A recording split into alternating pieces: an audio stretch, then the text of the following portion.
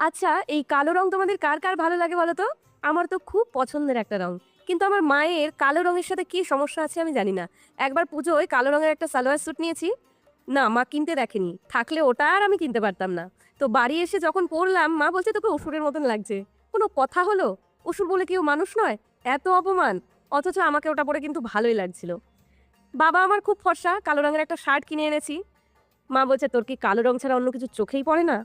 ভালো লাগবে না তোর বাবাকে।" অথচ ওটা পরে বাবাকে ভালো তো লাগছিলই, আরও মনে হচ্ছিল ১০ বছর বয়স যেন কমে গেছে। আরও একটা ব্যাপার হলো, লোকের বিয়েতে তারা কালো পরবে না। ঠিক আছে, না পড়ুক, কোনো সমস্যা নেই। কিন্তু এটা আবার কিসের নিয়ম যে আমি বিয়ের নেমন্তন্ন খেতে গেলে কালো রঙের কিছু পরতে পারবো না? মা বলবে, "বিয়েবাড়ি যাবি, এমন একটা কালো রঙের শাড়ি পরে অসুর, অসুর দেখতে লাগবে।" ভাবো, কি বলবো? কিন্তু জানো, ১ম বার মায়ের মুখে কালোর প্রতি একটু ভালো লাগা কবে দেখতে পেয়েছিলাম?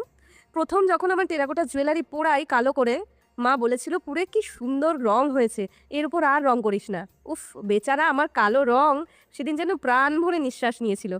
আর তোমাদের কেমন লাগছে এই গয়নাটা সেটা জানিও। আর সবাই ভালো থেকো।